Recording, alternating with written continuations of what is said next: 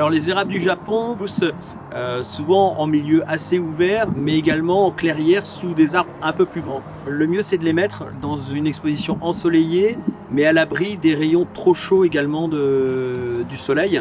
En milieu ouvert, il faudrait éventuellement aller sur des variétés plus dressées, également sur les variétés pourpres qui résistent bien au soleil.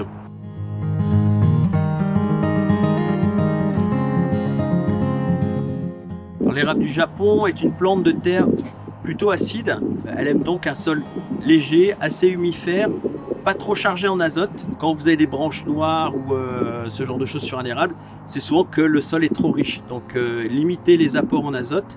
En général, à la plantation, il est bien d'inclure à peu près un tiers d'écorce de résineux broyés, compostés au mélange pour drainer et en même temps apporter de l'acidité.